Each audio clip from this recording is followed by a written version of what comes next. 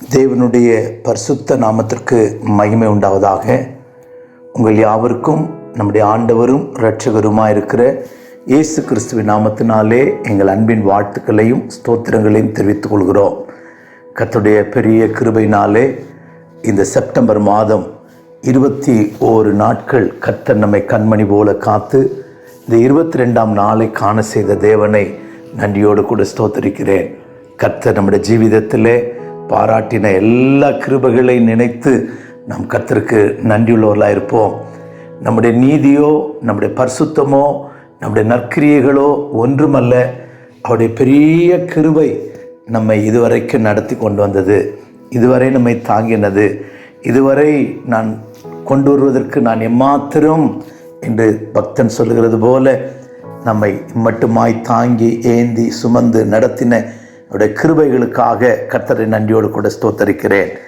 நாம் கடந்த நாட்களிலே யாத்திராகம புஸ்தகம் 20ஆம் அதிகாரம் 24வது வசனத்தை நாம் தியானித்து கொண்டிருக்கிறோம். Exodus chapter 20 verse 24.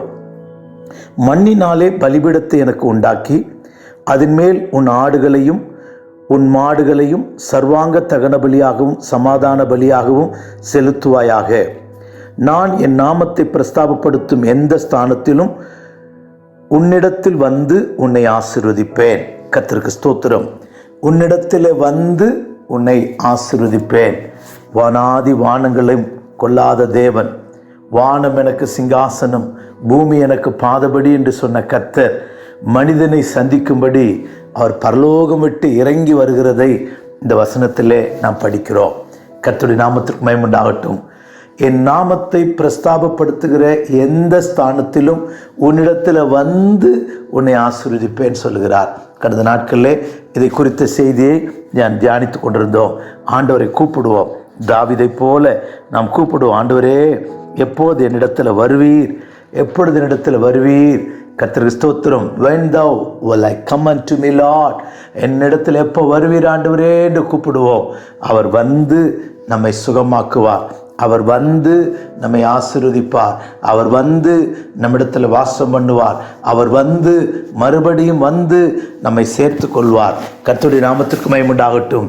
கர்த்தர் நம்மிடத்தில் வருவதற்கு தேவன் நம்மிடத்தில் எதிர்பார்க்கிற காரியங்களை இன்றைக்கு நாம் தியானிக்க போகிறோம். கர்த்தருக்கு ஸ்தோத்திரம். கர்த்தரே வந்து நம்மிடத்தில் வந்து உன்னை ஆசீர்வதிப்பேன்னு சொல்லுகிறார். கர்த்தர் எவ்வளவு நல்லவர். தேவன் பரலோகத்தை விட்டு இறங்கி வருகிற அளவுக்கு நாம் தகுதி உள்ளவர்களா அப்படிங்கிறத இந்த நாளில் நாம் நிதானித்து தேவனை மகிமைப்படுத்துவோம். நம்மை ஆராய்ந்து நம்முடைய சத்தியத்திற்கு நேராய் நம்மை திருப்புவோம். கர்த்தருடைய நாமத்திற்கு மகிமை உண்டாகட்டும். மண்ணினாலே எனக்கு பலிபீடத்தை உண்டாக்கி, கர்த்தர் சொல்லுகிறார், மண்ணினாலே எனக்கு பலிபீடத்தை உண்டாக்கி அதன் மேல் உன் ஆடுகளையும் உன் மாடுகளையும் சர்வாங்க தகன பலியாகவும் சமாதான பலியாகவும் செலுத்துவாயாக.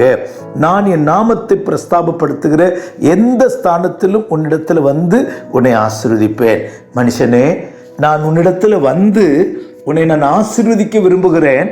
அதனால நீ எனக்கு என்ன செய்யென்றால், மண்ணினாலே எனக்கு ஒரு பலிபீடத்தை உண்டாக்கு, மண்ணினாலே எனக்கு ஒரு பலிபீடத்தை உண்டாக்கு என்று கர்த்தர் சொல்லுகிறார். கர்த்தருடைய நாமத்திற்கு மகிமை உண்டாகட்டும். கர்த்தருக்கு ஸ்தோத்திரம். நாம் பலிபீடமாய் மாற வேண்டும் என்பதை தேவன் நம்மிடத்தில் எதிர்பார்க்கிறார். நீங்கள் கர்த்தருக்கு ஸ்தோத்திரம். மத்தேயு சுவிசேஷத்தில் 23ஆம் அதிகாரத்தில் நாம் வாசிக்கும்போது, மதிகேடரே, குருடரே என்று ஒரு கூட்டத்தை கர்த்தர் அழைத்து இவ்விதமாய் கேட்கிறார். எது முக்கியம் என்று கேட்கிறார். மத்தேயு சுவிசேஷம் 23ஆம் அதிகாரத்துக்கு வேதத்தை திருப்பி நாம் பார்க்கும்போது 19ஆம் வசனத்தில், மதிகேடரே, குருடரே, எது முக்கியம்? காணிக்கையோ, காணிக்கையை பரிசுத்தமாக்குகிற பலிபீடமோ? எது முக்கியம்? காணிக்கை முக்கியமா, இல்லாவிட்டால் காணிக்கையை பரிசுத்தமாக்குகிற பலிபீடம் முக்கியமா? கர்த்தருக்கு ஸ்தோத்திரம். இந்த இடத்துல நாம் படிக்கும்போது காணிக்கையும் நாம் தான், பலிபீடமும் நாம் தான். கர்த்தருடைய நாமத்திற்கு மகிமை உண்டாகட்டும். அருமையானவர்களே, எபிரேயர் நிருபத்திலே 13ஆம் அதிகாரம் 10வது வசனத்திலே நாம் படிக்கும்போது கர்த்தருக்கு ஸ்தோத்திரம். இங்கே ஆண்டவர் சொல், நமக்கு ஒரு பலிபீடம் உண்டு என்று அப்போஸ்தலன் எழுதுகிறார். நமக்கு ஒரு பலிபீடம் உண்டு. கர்த்தருக்கு ஸ்தோத்திரம். அப்படியானால் எனக்கு அருமையானவர்களே, காணிக்கை நாம் செலுத்துவதற்கு முன்பாக நம்முடைய ஜீவியம் பலிபிடமாய் மாற்றப்பட வேண்டும். மீண்டும் சொல்லுகிறேன், காணிக்கையை கர்த்தர் அங்கீகரிக்கிறதுக்கு முன்பாக நம்முடைய ஜீவியமே பலிபிடமாய் மாற வேண்டும். அதை தான் கர்த்தர் சொல்றார், மண்ணினாலே எனக்கு ஒரு பலிபிடத்தை உண்டாக்குவீராக, மண்ணினாலே எனக்கு ஒரு பலிபிடத்தை உண்டாக்குவாயாக. கர்த்தருடைய நாமத்திற்கு மகிமை உண்டாகட்டும். இந்த வசனத்தை படிக்க படிக்க என் இருதயம் வேதனைப்படுகிறது, கண்ணீர் வருகிறது. கர்த்தர் ஸ்தோத்திரம். என் நாமத்தை பிரஸ்தாபப்படுத்தும் எந்த ஸ்தானத்திலும் நான் உன்னிடத்துல வந்து உன்னை ஆசீர்வதிப்பேன் சொல்றார். கர்த்தர் ஸ்தோத்திரம். அப்படியானால் ஏன் தேவன் மண்ணினாலே பலிபிடத்தை செய்ய சொல்லுகிறார்? கர்த்தர் ஸ்தோத்திரம். அப்படியானால் நம்முடைய காணிக்கை பெரிதல்ல, நாம் ஜீவியத்தை தான் கர்த்தர் நம்மிடத்தில் எதிர்பார்க்கிறார். நம்முடைய ஜீவியமே பலிபிடமாய் மாறும்போது அங்கே ஒரு தேவன் வருவார், அங்கே ஒரு அக்கினி உண்டாகும், அங்கே ஒரு அபிஷேகம் உண்டாகும், அக்கினி பலிபிடத்திலே பற்றி எரியும். கர்த்தர் ஸ்தோத்திரம். இந்த வசனத்தை கேட்கும் போதே உங்களை என்னையும் நாம் பலிபிடமாய் ஒப்பு கொடுப்போமானால், பலிபிடமாய் நம்மை சமர்ப்பிப்போமானால், பலிபிடமாய் நம்மை சமர்ப்பிப்போமானால், கர்த்தர் ஸ்தோத்திரம், கர்த்தர் உங்களையும் என்னையும், கர்த்தர் ஸ்தோத்திரம், ஒரு அக்கினி அபிஷேகத்தால் தேவன் நம்மை நிறைப்பார். ஒரு அக்கினி உங்களை என்னையும் பற்றி எறிவதாக. கர்த்தருடைய நாமத்திற்கு மகிமை உண்டாகட்டும். கர்த்தர் ஸ்தோத்திரம். இயேசு சுவாமி இந்த பூமியில் ஜீவித்த போது மத்தேயு சுவிசேஷத்தில் விதமாய் சொன்னார், நீ காணிக்கை செலுத்த பலிபீடத்தினிடத்தில் வரும்போது, நீ காணிக்கை செலுத்த பலிபீடத்தண்டையில் வரும்போது உன் சகோதரன் பேரில் உனக்கு குறை உண்டு என்று கண்டாயானால் உன் காணிக்கை அங்கேயே வச்சுட்டு முதல்ல போய் நீ என்ன செய், உன்னை சகோதரத்தில் ஒப்புரவாயிட்டு அதுக்கு பிறகு வந்து நீ காணிக்கை செலுத்து என்று சொல்லுகிறார். இங்கே ரெண்டு காரியத்தை படிக்கிறோம். காணிக்கை குறித்து படிக்கிறோம், பலிபீடத்தை குறித்து படிக்கிறோம். கர்த்தர் ஸ்தோத்திரம்.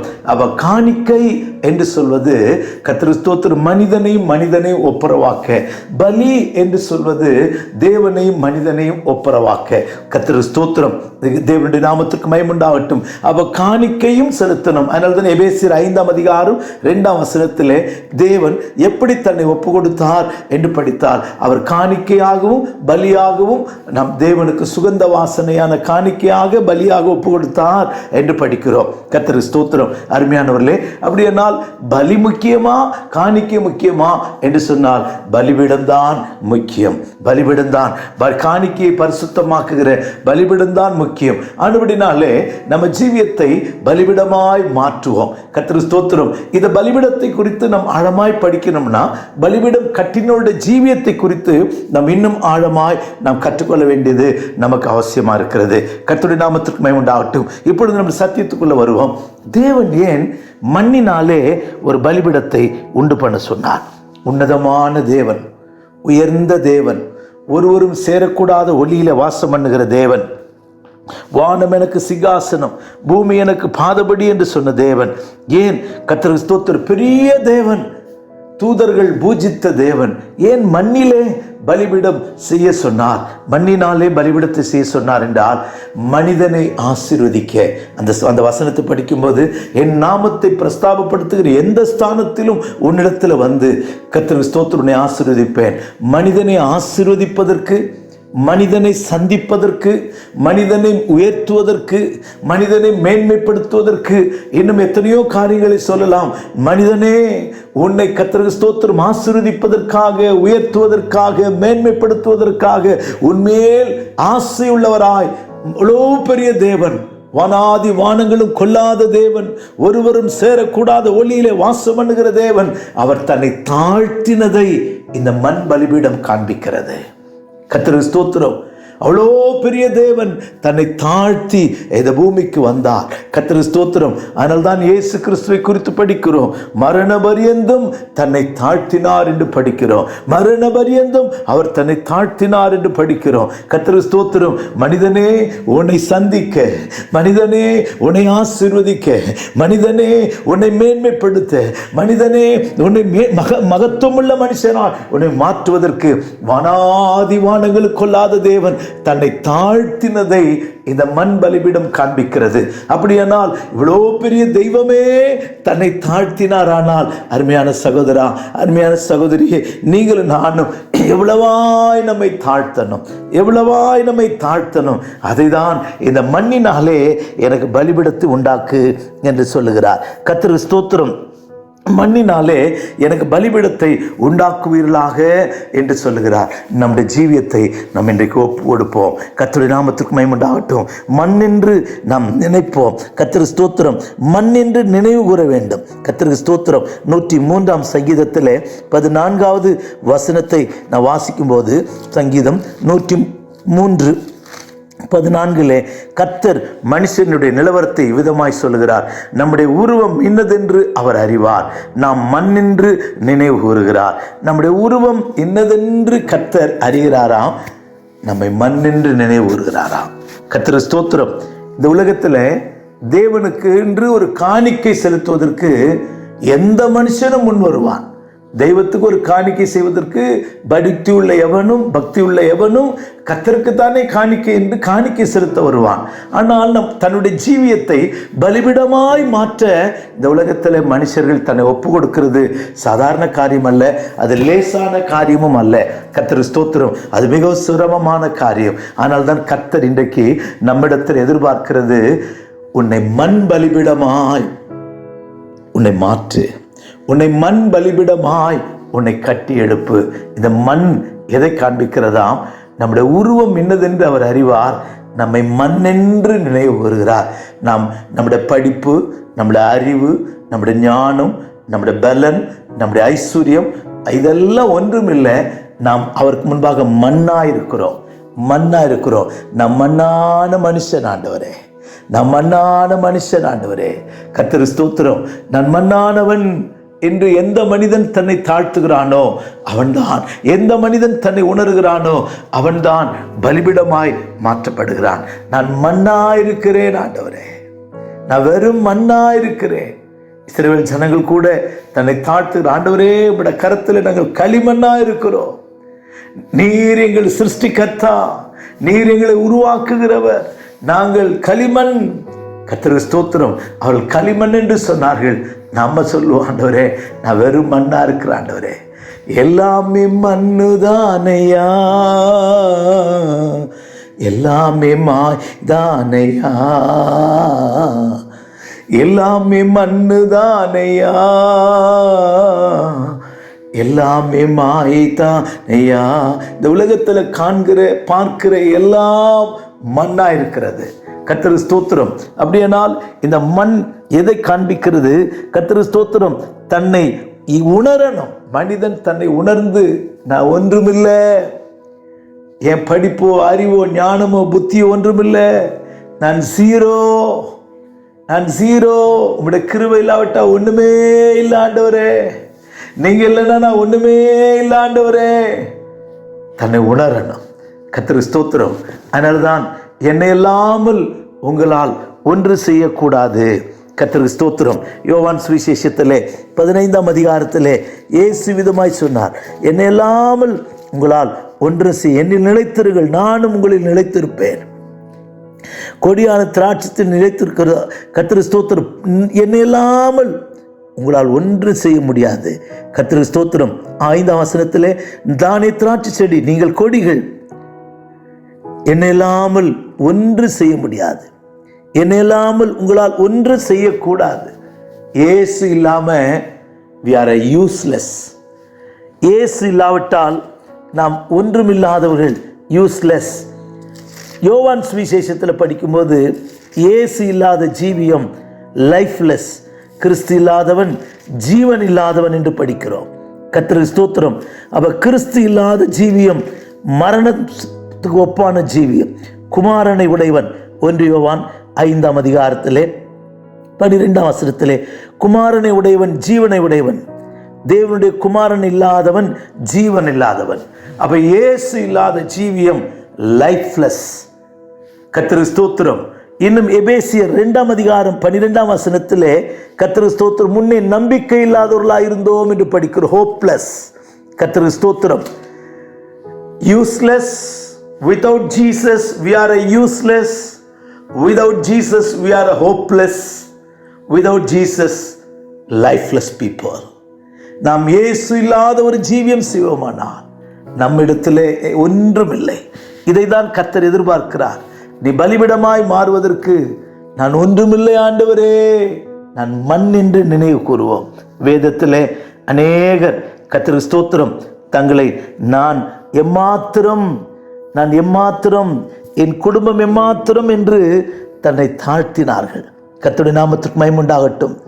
முதலாவது யோபு 7ஆம் அதிகாரம் 18ஆம் வசனத்திலே அவன் தன்னை குறித்து சொல்லும்போது, காலைதோறும் அவனை விசாரிக்கிறதற்கும் நிமிஷந்தோறும் அவனை சோதிக்கிறதற்கும் அவன் எம்மாத்திரம், மனுஷனை நீர் ஒரு பொருட்டாக எண்ணுவதற்கு, அவன் மேல் சிந்தை வைக்கிறதற்கு, காலைதோறும் அவனை விசாரிக்கிறதற்கு எம்மாத்திரம்.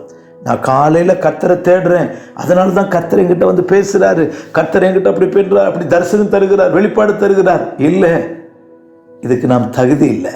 நம்மேல் வைத்த கிருபை, நம்மேல் வைத்த கிருபை. வாட்டயம் அவன் எம்மாத்திரம். முதலாவது யோபு தன்னை உணர்கிறான். நான் எம்மாத்திரம், நான் நீசன், என் வாயை பொத்திக் கொள்கிறேன், நான் நீசன், என் வாயை பொத்திக் கொள்கிறேன் என்று யோபு தன்னை அவன் தாழ்த்துகிறான், உணர்கிறான். நான் ஒன்றுமில்லப்பா. கர்த்தருக்கு ஸ்தோத்திரம். இரண்டாவதாக நான் சொல்வேன், ஆனால் மேவிபோசேத் என்கிற ஒரு மனுஷன் 2 சாமுவேலின் புஸ்தகம் 9ஆம் அதிகாரத்திலே 8ஆம் வசனத்திலே தாவீது அவனை அழைக்கிறான். தாவீது அவனை அழைக்கும் போது அவன் சொன்ன ஒரு வார்த்தை, கர்த்தருக்கு ஸ்தோத்திரம். 2 சாமுவேல் 9ஆம் அதிகாரத்திலே 8வது வசனத்திலே, அப்பொழுது அவன் வணங்கி, செத்த நாயை இருக்கிற என்னை நீர் நோக்கி பார்க்கிறதற்கு உமது அடியேன் எம்மாத்திரம். தாவீது அவனை பார்த்து, நீ பயப்படாதே, உன் தகப்பனாகிய யோனத்தான் நிமித்தம் நான் நிச்சயமாய் உனக்கு தயவு செய்து உன் தகப்பன் சவுலின் நிலங்களை எல்லாம் உனக்கு திரும்ப கொடுப்பேன். நீ என் பந்தியில நித்தம் அப்பம் புசித்து அசனம் பண்ணுவாய்.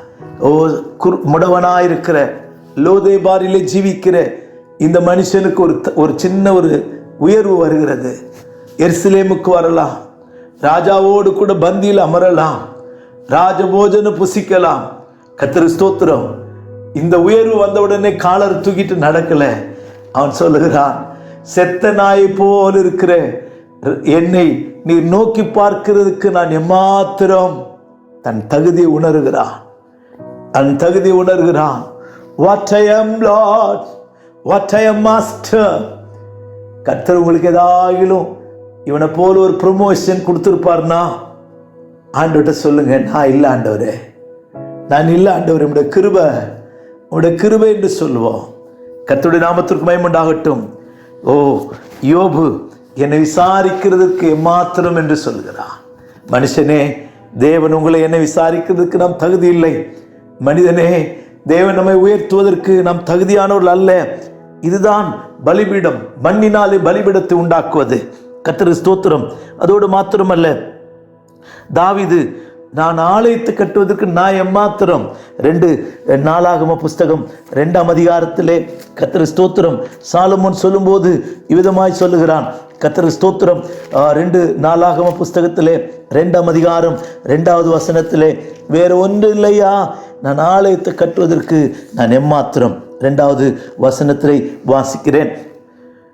சுமை சுமக்கிறதுக்கு 70,000 பேரையும் மலையின் மேல் மரம் வெட்டுவதற்கு 2 நாளாகம புஸ்தகத்திலே கர்த்தருக்கு ஸ்தோத்திரம், தேவனுக்கு ஆலயத்தை கட்டுவதற்கு நான் எம்மாத்திரம் என்று சொல்லி அவன் தன்னை தாழ்த்துகிறான். கர்த்தருடைய நாமத்திற்கு மகிமை உண்டாகட்டும். பிரியமானவர்களே, நீங்களும் நானும் தேவனுக்காக எதையாலும் செய்வோமானால், தேவனுக்காக எதையாலும் செய்கிற மனுஷராய் மாறுவோமானால், கர்த்தருக்கு ஸ்தோத்திரம், நீங்கள் நானும் தாழ்த்துவோம். நான் எம்மாத்திரம் ஆண்டவரே, நான் எம்மாத்திரம் ஆண்டவரே. I am nothing Lord. கர்த்தருடைய நாமத்திற்கு மகிமை உண்டாகட்டும்.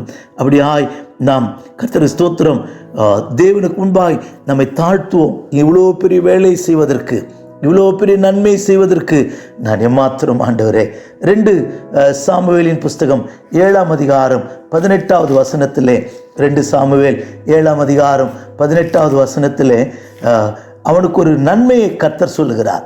7ஆம் அதிகாரம் 18ஆம் வசனத்திலே, அவனுக்கு ஒரு வீட்டை கட்டுவேன் என்று கர்த்தர் சொல்கிறார், நான் சவுலுக்கு முன்பாக இருந்த சவுலை தள்ளிவிட்டது போல உன்னை தள்ளிவிட மாட்டேன், உன்னை விட்டு விலக மாட்டேன், என் கிருபை விலக்க மாட்டேன் சொல்கிறார். கர்த்தர் ஸ்தோத்திரம். உனக்கு ஒரு வீடும் உன் ராஜ்யமும் என்னென்றைக்கு எனக்கு முன்பாக ஸ்திரப்பட்டிருக்கும், உன் ராஜாசனம் என்னென்றைக்கு நிலை பெற்றிருக்கும் என்று கர்த்தர் சொல்றார். சொன்ன உடனே நாத்தான் இந்த எல்லா வார்த்தைகளின்படியையும் எல்லா தரிசனங்களின்படியையும் தாவீதுக்கு சொன்னான். தாவீது ராஜா உள்ளே பிரவேசித்து கர்த்தருடைய சமூகத்திலே, கர்த்தருடைய ஆண்டவரே தேவரீ, நீர் என்னை இதுவரைக்கும் கொண்டு வந்ததற்கு நான் எம்மாத்திரம், என் வீடு எம்மாத்திரம், நான் எம்மாத்திரம், என் வீடு எம்மாத்திரம் என்று தன்னை தாழ்த்தினான். தன் நிலவரத்தை உணர்கிறான். ஆடுகளின் பிடலிலே நடந்தவன், தகப்பனால் தாயினால் வெறுக்கப்பட்டவன். கர்த்தருக்கு ஸ்தோத்திரம். தெய்வமோ, கர்த்தரோ என்னை இவ்வளவாய் உயர்த்துகிறாரே, கர்த்தரோ என்னை இவ்வளவாய் உயர்த்துகிறாரே. கர்த்தருடைய நாமத்திற்கு மகிமை உண்டாகட்டும். ஆம் பிரியமானவர்களே, இதுவரைக்கும் என்னை கொண்டு வந்ததற்கு நான் எம்மாத்திரம். கர்த்தருக்கு ஸ்தோத்திரம். அதற்கு முன்பாக ராஜாவுக்கு மருமகனாய் மாறுகிற ஒரு ஸ்லாக்கியம், ஒரு பாக்கியம் அவனுக்கு கிடைத்தது. அப்போ அவன் சொல்றான், கர்த்தருக்கு ஸ்தோத்திரம், ராஜாவுக்கு மருமகனாய் மாறுவதற்கு நான் எம்மாத்திரம், நான் எம்மாத்திரம். நம்மை உணர்வோம். எல்லா நிலவரத்திலும் என்னுடைய ஸ்டாண்டர்ட் என்ன, என் தகுதி என்ன, என்னுடைய மண் என்று அவர் நினைவு கூறுகிறார். நானும் மண்ணானவன். என் மேல கர்த்தர் இறக்க வைக்கிறார், என் மேல கர்த்தர் தய வைக்கிறார். கர்த்தர் ஸ்தோத்திரம். இதற்கு நான் தகுதி இல்லை. இதுதான், இதை உணர்கிற மனுஷன்தான் மண் பலிபிடமாய் மாறுகிறான், மண் பலிபிடமாய் மாறுகிறான். கர்த்தர் ஸ்தோத்திரம். நான் படித்ததுனால எனக்கு வேலை, என் பலத்தினால் எனக்கு வேலை, என் அழகினால எனக்கு நல்ல ஆஸ்திகள் இல்லை, இல்லை. கிருபை, கிருபை. உனக்கு எல்லாவற்றையும் தந்தது கிருபை. கர்த்தருக்கு ஸ்தோத்திரம். இதுவரை என்னை நீர் நடத்தியதற்கு நான் எம்மாத்திரம், என் குடும்பம் எம்மாத்திரம். இதுவரை என்னை உயர்த்தியதற்கு நான் எம்மாத்திரம், என் குடும்பம் எம்மாத்திரம். தாழ்த்துவோம். நான் கண்ட மேன்மைகளெல்லாம் நீர் இங்கும் தயவு, நான் காணும் உயர்வுகள் எல்லாம் உம் கரத்தின் ஈவு. பாட்டுக்காரரை போல சொல்லுவோம், எல்லாம் மால் வந்தது, எல்லாம் மால வந்தது ஆண்டவரே இப்படி இரக்கம் என்று உண்மையாய் தன்னை உணர்ந்து, இதுக்கு நான் unworthy person, I am not a worthy, I am unworthy one, அதை உணர்ந்து உணர்கிற ஜீவியத்தை தான் மண்ணினால் கட்டப்படுகிற பலிபீடம். கர்த்தருக்கு ஸ்தோத்திரம். தேவன் வனாதி வானங்களை உண்டாக்கினவர். உன்னை ஆசீர்வதிக்க, உன்னை உயர்த்த தாழ்த்தி வந்திருப்பாய். நண்பனே, சகோதரனே, நாமும் கர்த்தரிடத்தில் தாழ்த்துவோம்.